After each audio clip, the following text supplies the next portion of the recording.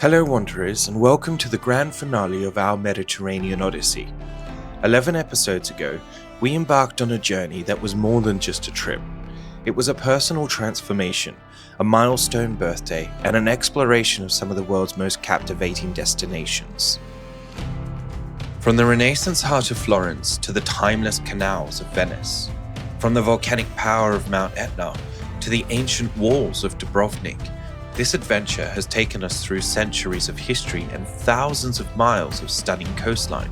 And along the way, we've made some incredible friends and shared some truly unforgettable moments. Before we dive into this finale, I have to take a moment to celebrate something really special. When I started this channel, never did I imagine I'd receive the support I have. And to have hit over 100 plus subscribers is just monumental. So thank you to each and every one of you who's come along with me on this journey, and we've reached this milestone together. Your support means the world. Now come along with me, Wanderers, as we grow to 500 and we continue to explore this planet of ours. As our Odyssey concludes, it's time to look back at the journey, the triumphs, the mishaps, the unexpected discoveries, and the lessons learned. This isn't just a highlight reel. It's a reflection of what happens when you set out with an open mind and the willingness to let travel transform you. And stick around, because later in the episode, I'll give you a full in-depth tour of our floating home, the Majestic Princess.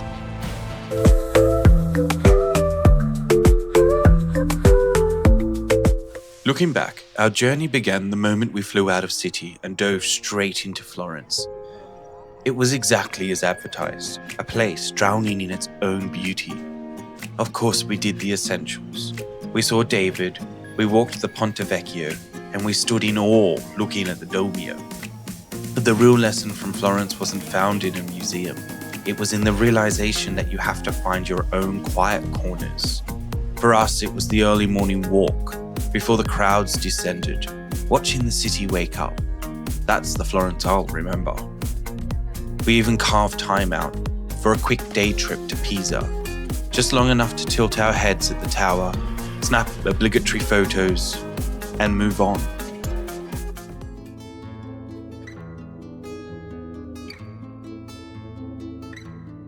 Then came Naples. Where Florence was elegant, Naples was beautifully chaotic. We dove headfirst into the noise, the vespers, the sheer energy of the place. And our mission was simple: make the best pizza in the original spot. And Flavio, our teacher, certainly helped us, and it was fantastic. The tip here is simple. In Naples, embrace the chaos, don't fight it. Let the city pull you in. You'll be rewarded with some of the most honest food experiences in all of Italy. From the mainland, we sailed towards islands defined by history and resilience. In Sicily, we skipped the Godfather tours altogether and went straight to the source of the power, Mount Etna. Standing on her volcanic rock, you feel as insignificant as a little ant, but in the best possible way.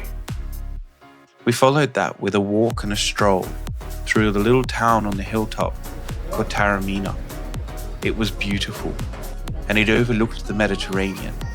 It's a quiet reminder that survival is its own form of beauty.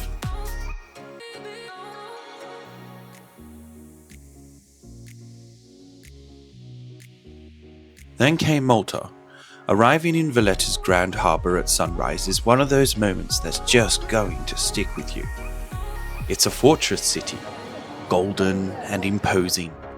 We explored the Upper Baracca Gardens and watched the Saluting Battery, a tradition that connects you directly to the island's military past. The key takeaway from Malta was about the perspective, seeing the island from the sea and then from its highest point. You understand its strategic importance, its history of survival. It's a place that demands you look at it from every angle.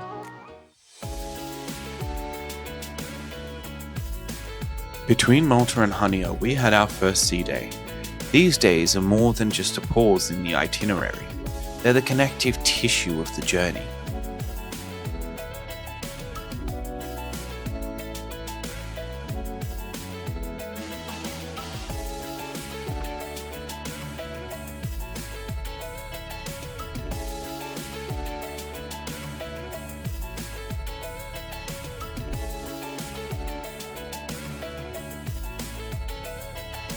in charge of groups, I'm in charge of the wedding program, and I'm in charge of spreading of the ashes.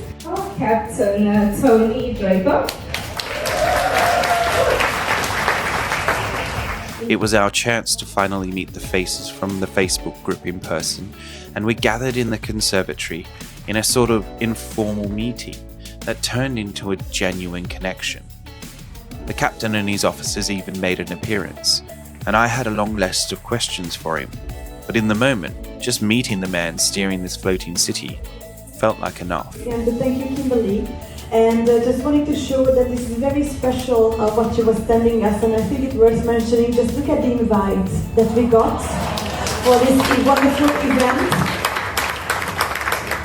This is just really, really amazing. It really goes above and beyond. So thank you very much. And this is just a little token. Enjoy your cruise, everyone. Thank you. At this time, I also would like to thank Nada the Bruce and Barb. I don't know if they are here, but they were the ones who initiated some of the roll calls on the back cruises. I wanted to thank Nigel for getting us together on a sail away and to keeping us abreast to what's going on. And I also wanted to thank Dorothy King. She was the administrator of our special friends with us. So thank you all.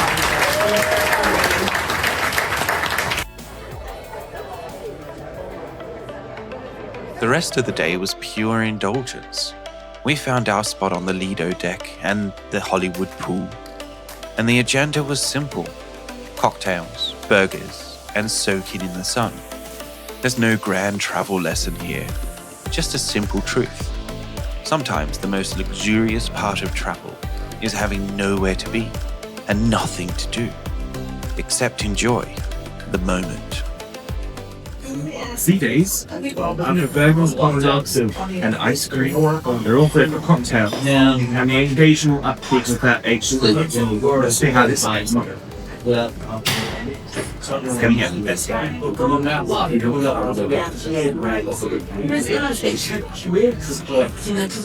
Yeah.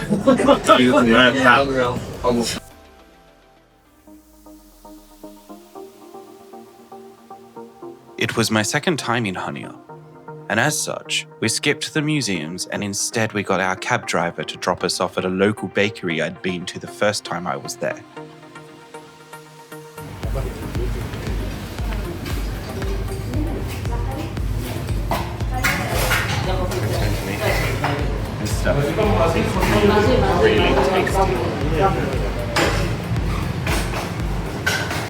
We then walked into the old town and sat underneath a palm tree, eating some incredible Cretan pastries. That set the tone for the whole day. We wandered the harbour, did some shopping.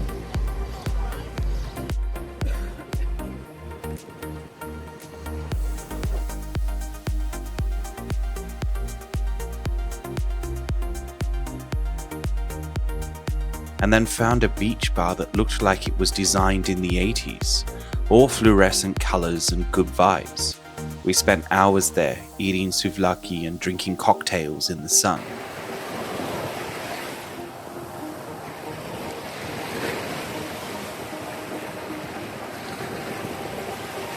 The journey back to the ship was one of the most memorable moments of the trip for me. Our cab driver, a true local guide, took us through the back streets, giving us a real taste of Hania. And he even stopped over on the side of the road and had a woman pick up fresh fruit from her tree for us to take back. The lesson from Hania: trust the locals. They'll always lead you to something that's more authentic than a guidebook.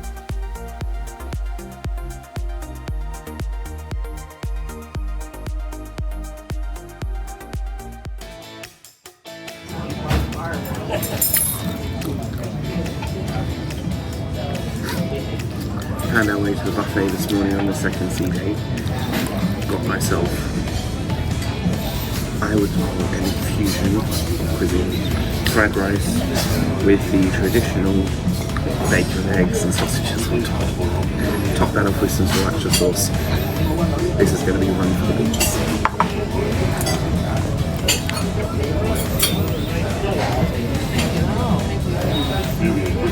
Can't beat it.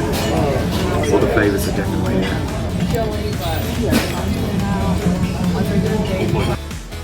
Our second sea day offered a look behind the curtain. It's easy to take the seamless service on a cruise ship for granted, but today we saw the other side of Majestic and the work that goes into her. We also attended a cooking show hosted by the head chef and the hotel manager. It was part entertainment, part masterclass.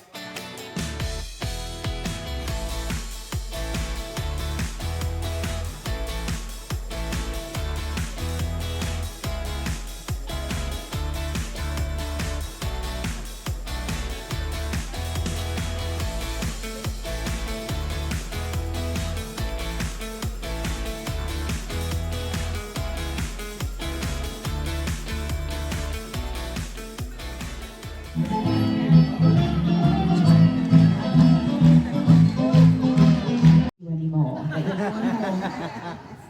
Perhaps a little bit wider than which you arrived. In fact, well, he is your executive chef on board. Please welcome out our wonderful Chef Rod Dale.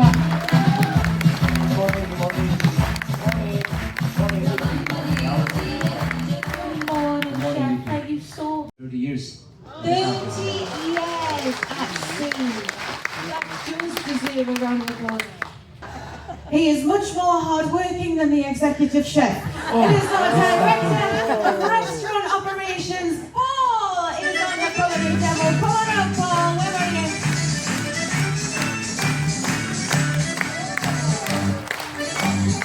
Come on in.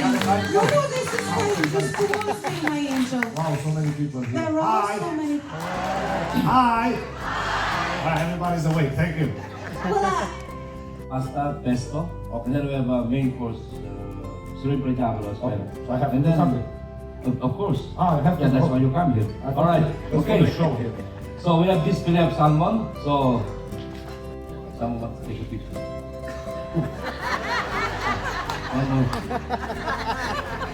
Okay. Pasta. So that we're gonna run out of time, huh? Put a little bit salt. Little. I break? No. Any Italian here? Any Italians in the house? Yes?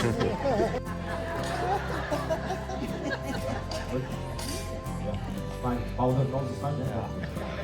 You're good. You're More? Is Yeah, the one enough, from the enough. floor? Yeah. The one on the floor is good. It's more taste. Okay. This takes 20 years of experience to do this thing. It's a rocket science. One as well, okay? Just put a touch of chili flakes. Just a Yeah? touch, yeah? Just a touch, yes. And now we have to put A little the bit of parsley here. parsley, yes. Jalapeno, very good. A little bit of chili flakes, yeah.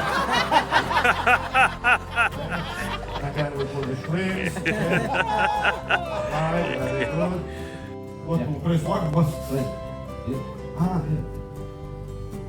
wow, this is gonna take forever. It's okay, I do the.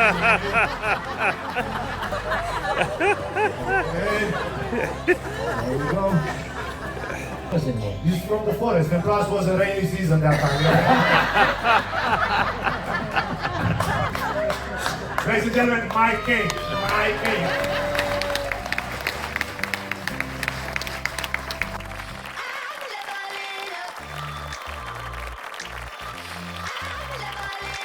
And thank you for for standing up and give them my favorite was my mom's favorite all the time. Okay?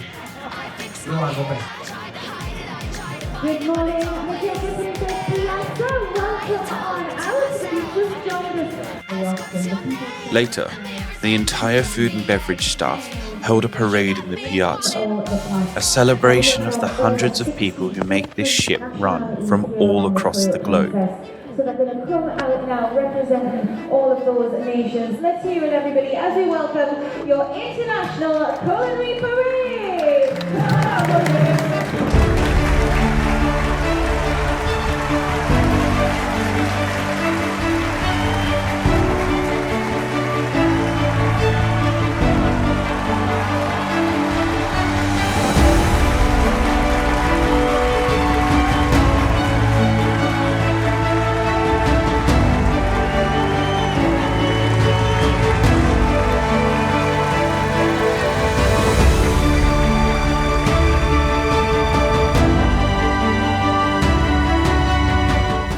The highlight, though, was the galley tour.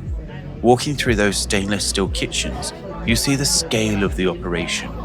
It is really a city at sea, and this is its engine room. It gave us a new appreciation for every meal we had on board.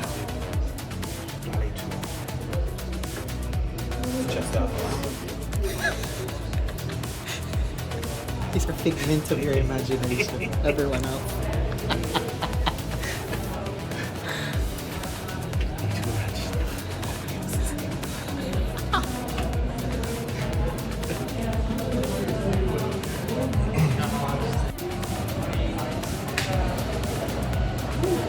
My favorite part. Oh, they also drink while they're cooking. That's why the food tastes good. Yeah, exactly. They're well lubricated chefs. Morning.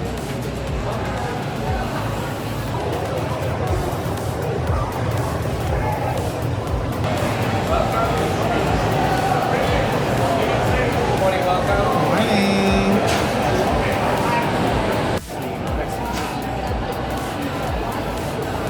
They feed locals to keep the day staff.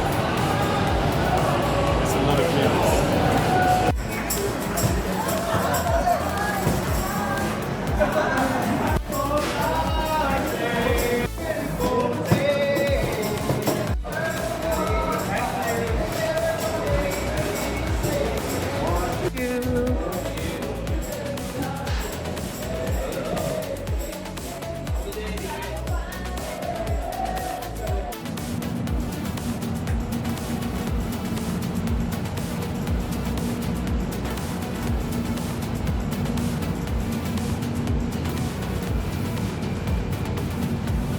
I look no special here walking.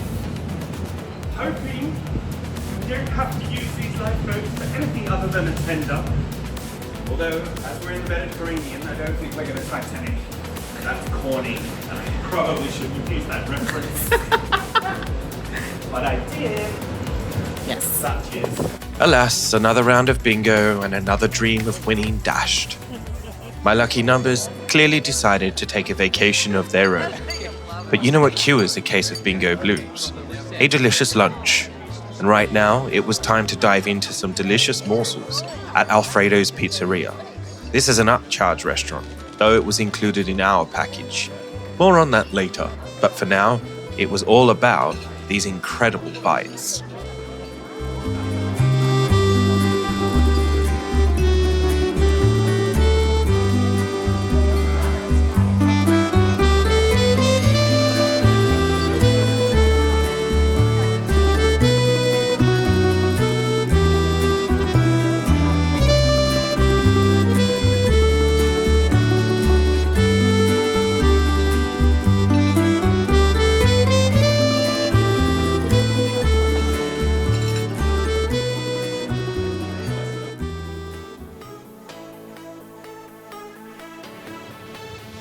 The Adriatic coastline delivered two of the most visually stunning ports of the entire trip. The sail into the Bay of Kotor at sunrise was absolutely breathtaking. It felt like sailing into a fjord. In Kotor, we found a city full of cats and history.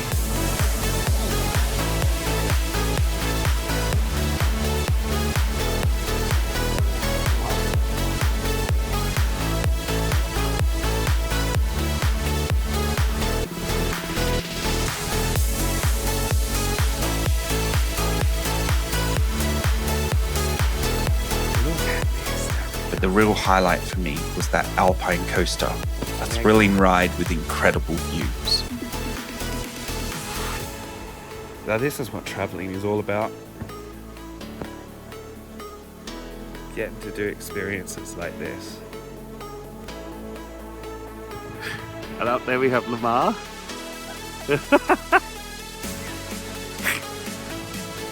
Alright, we're nearly at the end. What an amazing experience.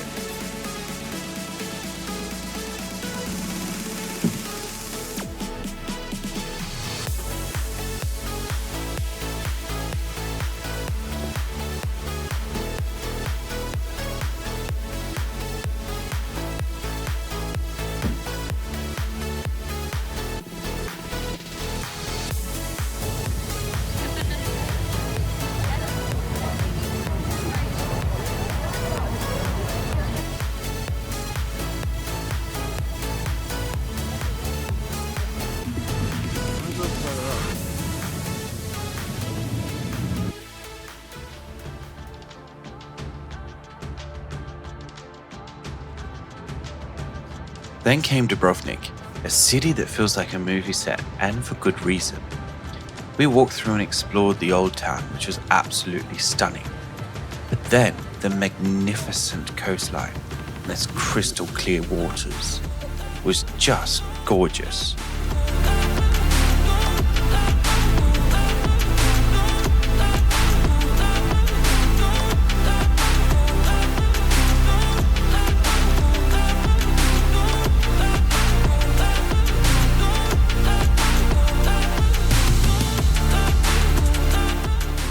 We saw the Jesuit stairs, a must for any Game of Thrones fans.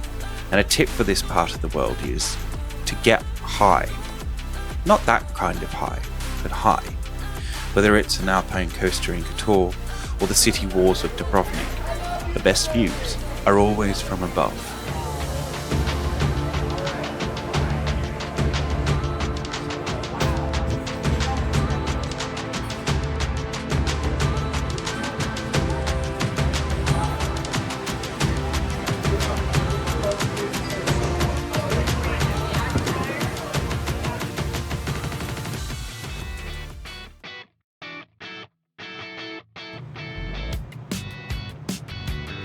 Split was a city built inside a Roman emperor's retirement home.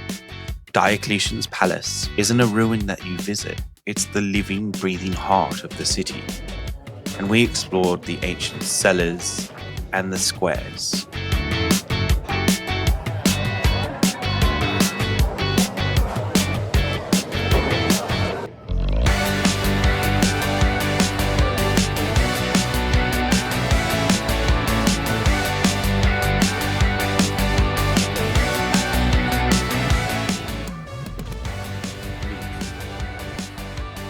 Eventually, we found ourselves a spot at Nobna Fratelli on the waterfront for a Croatian charcuterie board with harbour views.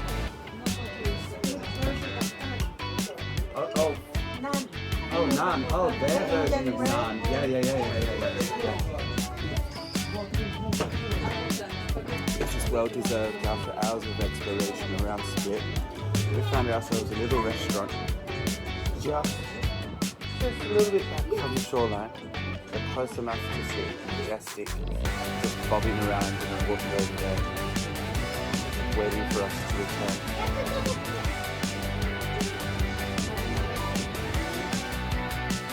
Split felt like a perfect blend of ancient history and modern life.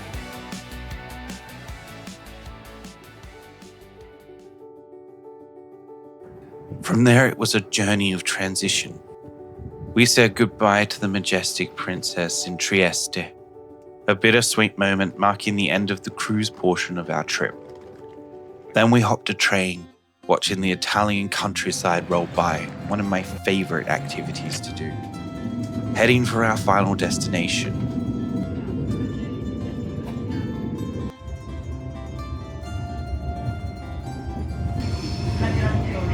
The arrival in Venice was everything you'd hoped for.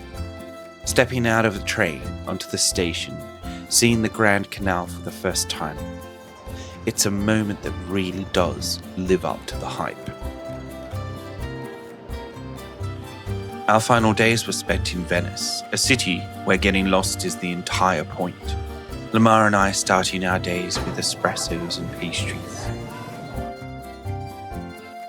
We did the tourist thing, St. Mark's Square.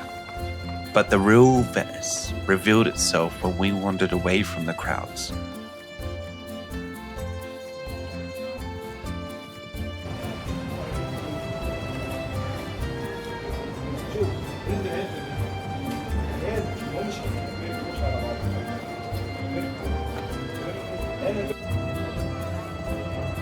When we took a vaporetto to Burano and had the famous risotto at Trattoria del Romano, it was worth the trip alone.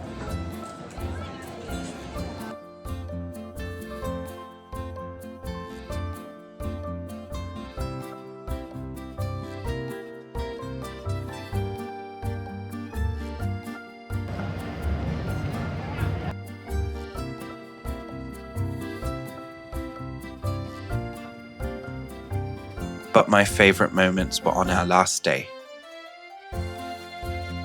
we walked through the truly local neighborhood along Via Giuseppe Garibaldi.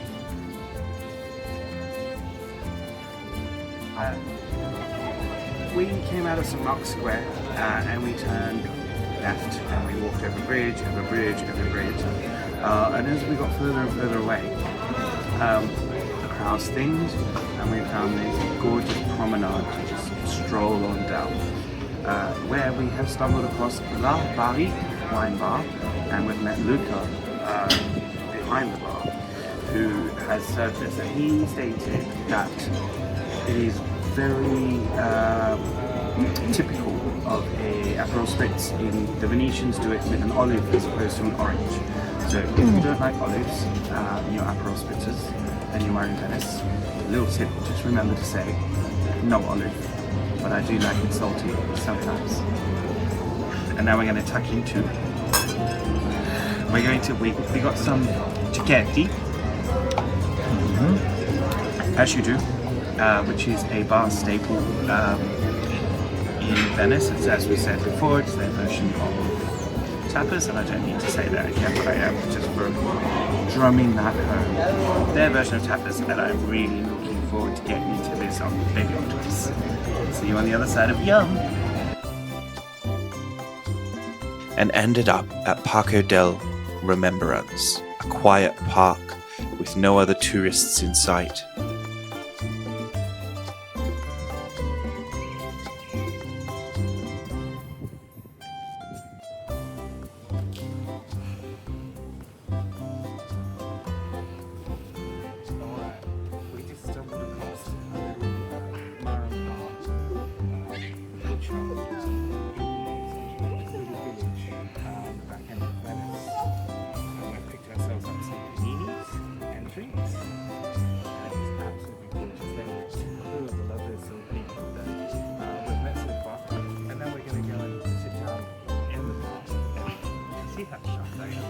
I love doing things like this.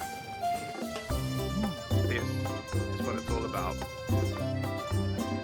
I am as happy as a kid in a candy store right now.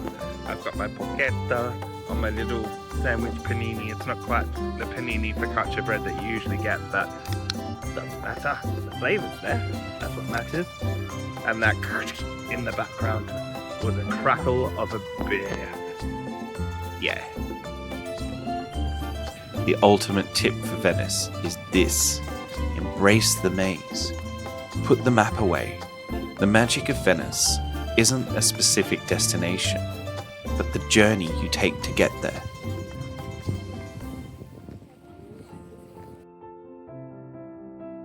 One of the unexpected joys of a journey like this is the people you meet. Strangers from different corners of the world brought together by a shared desire for adventure. I had the chance to sit down with a fellow shipmate and get his experiences, both past and present, when it comes to cruising. Is this your first cruise? Definitely not. No? If I had to add up all the cruises, probably over 100. Really? Yeah. Over? Yeah, 90 to 100, I think, and over 1,000 days at sea on cruise ships, which is over 3 years. Yeah. I've been, everybody else, so I can go my own way, you know. So you've done over 100 cruises? Yeah, pretty sure it's over 100. When did you start? Oh, 2000 was actually, no, if we go way back. Yeah. My parents took me on the cruise in probably 1980 or 1981 when I was young. Yeah. And it was just a little, we took a vacation from Vancouver, Canada to Tampa Bay. And then we rented a car and we were in Tampa Bay, went across to Miami, took a little 3-day cruise.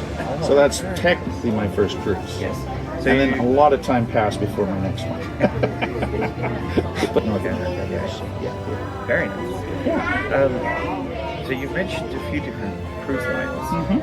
Have you got a favourite? Holland America.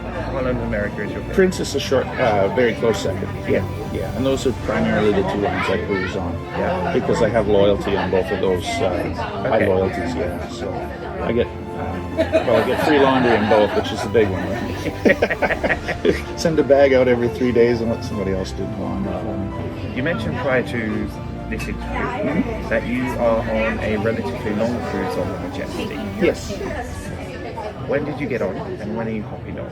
I got on April 1st, right after the Majestic got out of a dry dock in Palermo. Yes. And so all these carpets are new and upholstery, and they didn't do the rooms, but they did do the hallways outside and Bellini's here, a bunch of new venues. So yeah, I hopped on April 1st, and I'm on until May 31st. So I'm actually on for 60 days. That's a long time. Yeah. It is a feat. It's a long flight.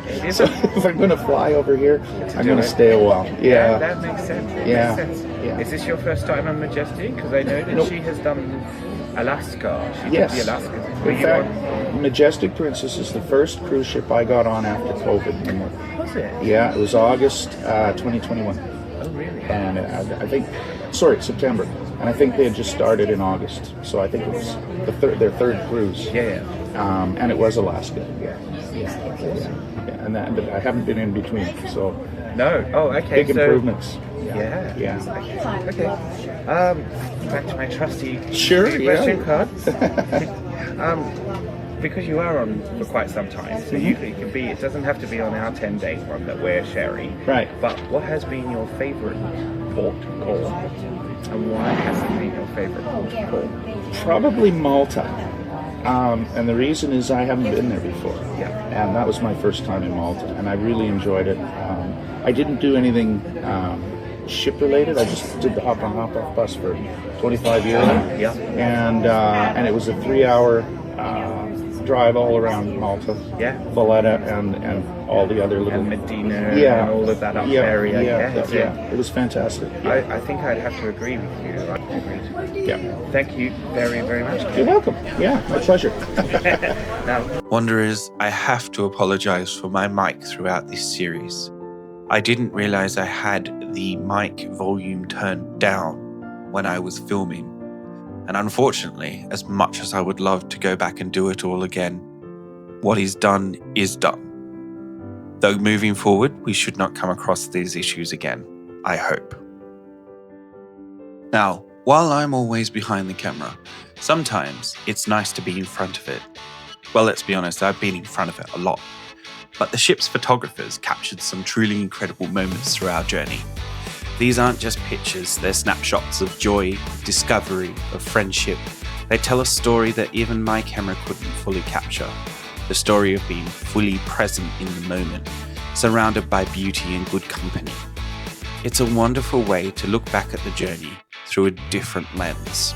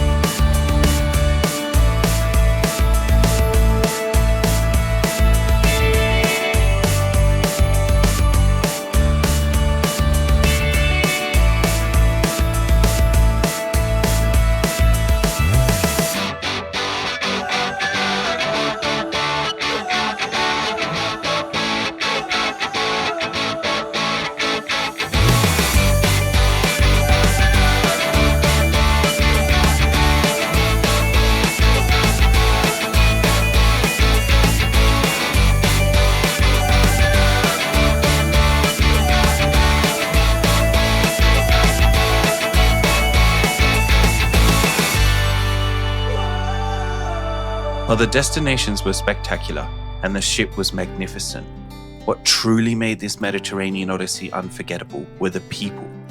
From the first Facebook group meetup to the shared meals, the late night conversations and the unexpected adventures, the friendships forged on this journey are the real treasures. Travel has a way of bringing people together, breaking down barriers and creating bonds that last long after the suitcases are unpacked. To all the incredible individuals we met along the way, thank you for making this journey so much richer. Alright, wanderers, the moment you've been waiting for. She's not just a ship.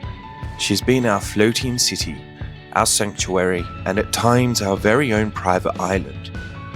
When I first saw Majestic Princess docked there in Civitavecchia, Rome's port, she was simply breathtaking.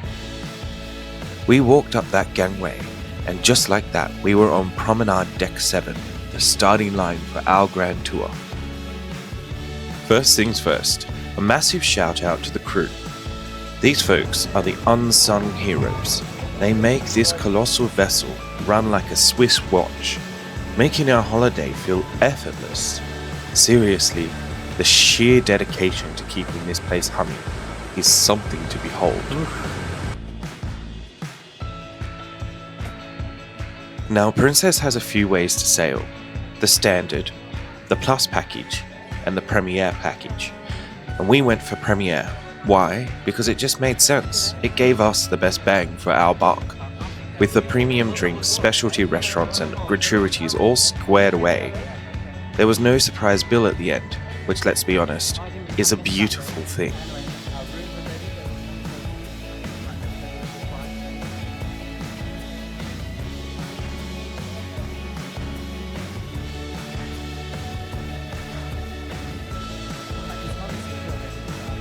Walk in and scan your medallion, and boom, you hit the piazza. It's huge, it's beautiful, and it's polished to within an inch of its life. They had just come out of dry dock, and Majestic was sparkling. We were only the third cruise out, and you could really tell. On Deck 7, you'll find Princess shops, and then head towards the front of the ship from the piazza, and you'll hit the central elevators. Fair warning, these can get a bit chaotic, but never fear, there are 3 sets on this ship. One up front, this central one, and another towards the back.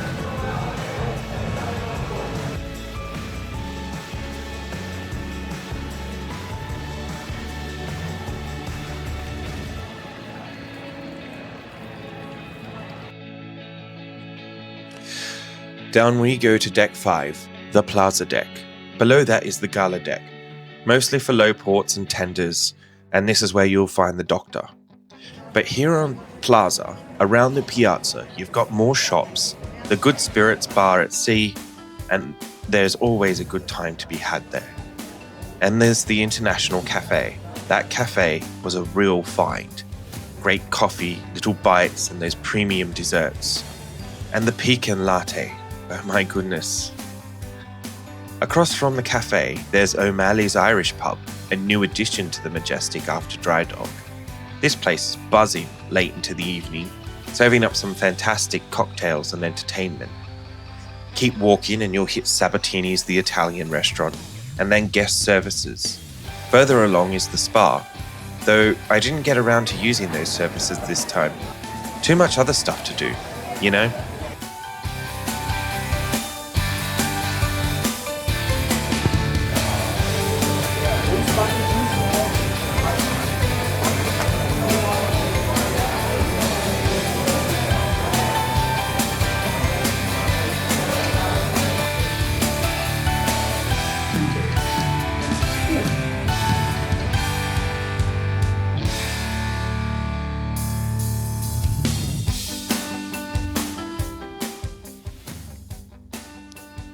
Hopping up to Fiesta Deck.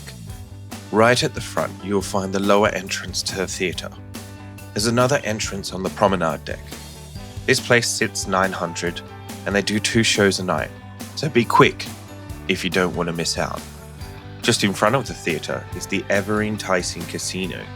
You can spend a fortune, win a fortune, or just watch the madness unfold. It's always good for a laugh. Off to the left, on starboard side, there's an arcade and the double down bar. Moving along, you'll find Bellini's. I'll admit I spent a fair few evenings here. It overlooks the piazza, which makes for some prime people watching. And also on Deck 7, you'll find Alfredo's Pizzeria. The first place I ever tried hot honey pizza. Seriously, it is a game changer. Delicious. On the other side of the piazza, there's the art gallery. Some pieces were great, others were, let's just say, very cruise art. Also on the Fiesta deck, there are two main dining rooms, Concerto and Allegro. We never ate in those thanks to our package, but we heard good things.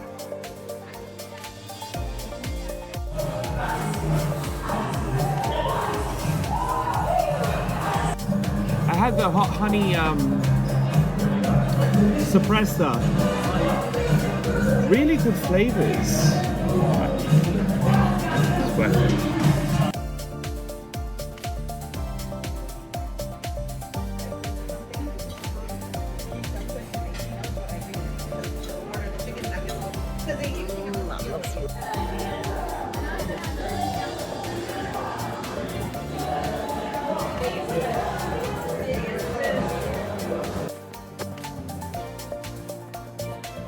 Up to Promenade Deck 7.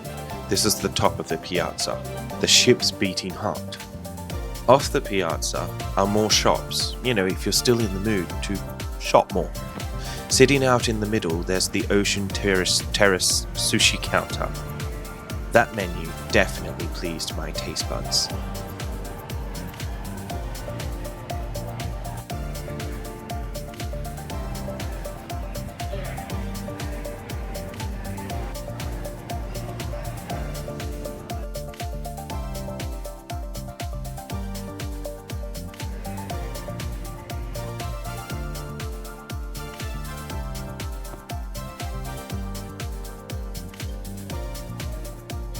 Next to Ocean Terrace is the Catch by Rudy, the seafood restaurant that absolutely lived up to its reputation.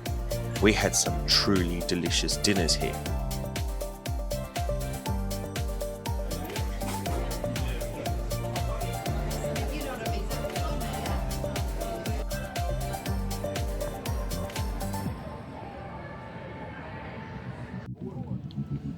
Heading down from the Catch back to Portside, you'll find the Ocean Front Bar, which serves the Princess Live Theatre. I had every intention of catching a show or two here and playing a game in the game shows. But with so much to do and so much ship to explore, it just didn't happen for me on this cruise. And now we've reached the Crown Grill, the steakhouse on the promenade deck. Hands down, my favourite restaurant on board. I devoured multiple steaks here, and their smoky salts, I just couldn't get enough. Next to the Crown Grill is the photo gallery where you can pick up your prints, and beyond the grill is the Vista Lounge. Now we had a lot of fun here, from silent discos to bingo to seeing comedians. And just either side of it is another promenade deck. Not too many people seem to know about this. It's a quiet little spot if you want some alone time. It's really cool.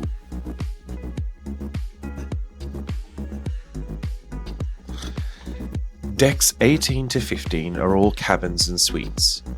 Deck 15, the marina deck, is where our mini suite was. A touch of luxury for my 40th birthday cruise.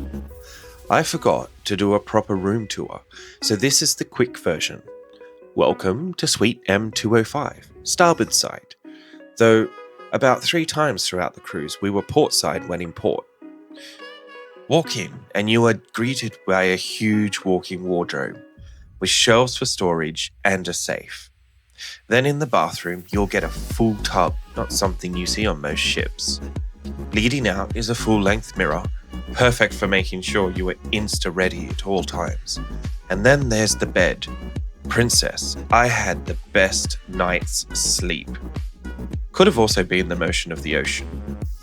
On from that is the living room, with 2 TVs because one is never enough, and a desk to do work. I tried to edit, but there was too much fun to be had elsewhere. And then our balcony. I had many moments of calm serenity here, just listening to the sound of the waves, especially on sea days. And at night.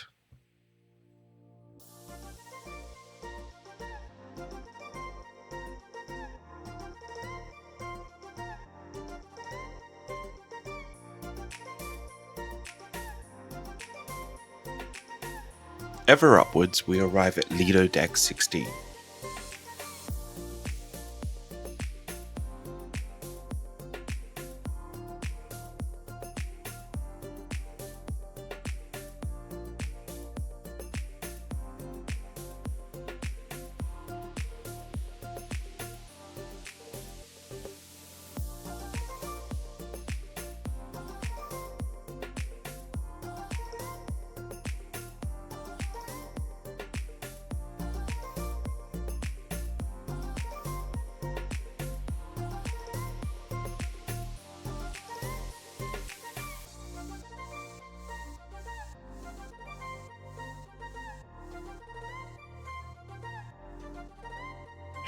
This is where you'll find the main pool,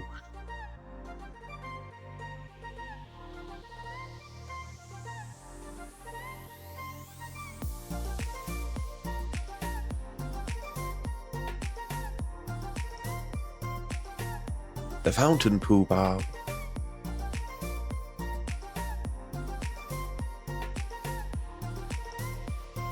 the salty dog for all your burgers and hot dogs, and the pizza slice.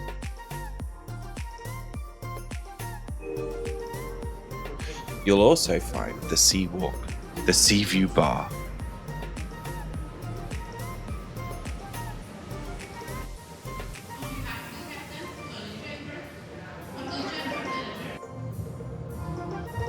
and all of these elements, along with the deck chairs, the sun, and the movie screen, are what cruising on Princess is all about.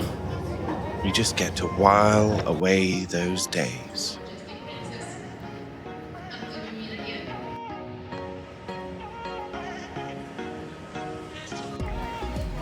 Just down from the pool on the same deck is the World Fresh Marketplace.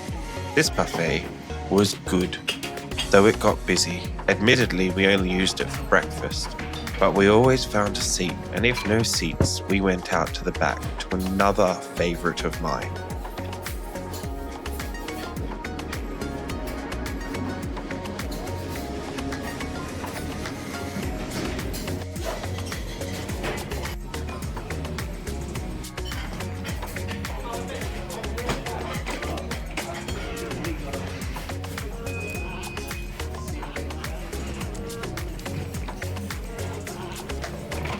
The Wakeview Bar. Many hours were spent here enjoying good company, good views, and great cocktails.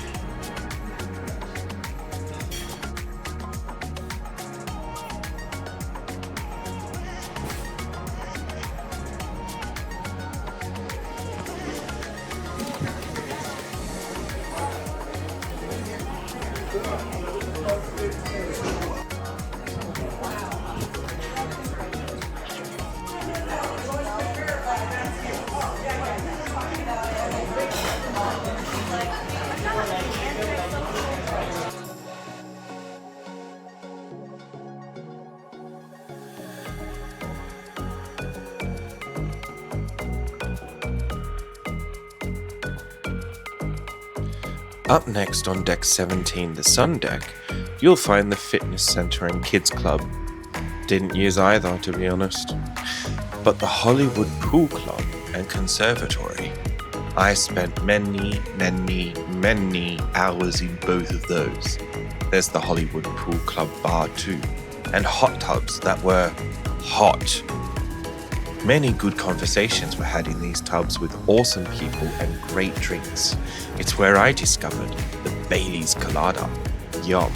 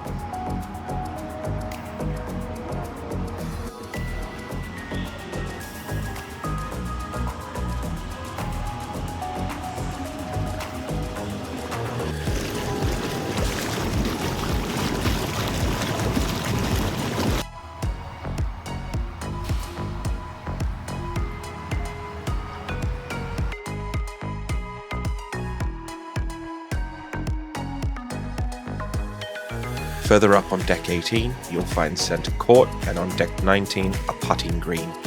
And that, my friends, is the Majestic Princess. She's a beauty, isn't she?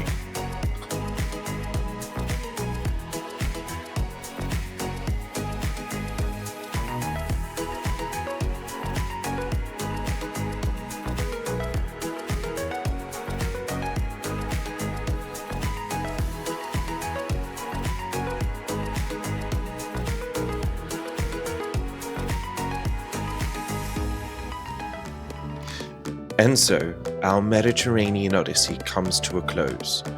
It's been a journey of discovery, not just places, but of perspectives. It's taught me that the world is vast and beautiful, full of stories waiting to be told and experiences waiting to be lived. It's reminded me that every ending is simply a new beginning, and that the spirit of adventure never truly fades. Thank you for joining me on this incredible 40th birthday voyage. Until our next adventure, keep exploring, keep dreaming, and keep wandering. This is Nigel the Nomad, signing off from the Mediterranean. See you out there.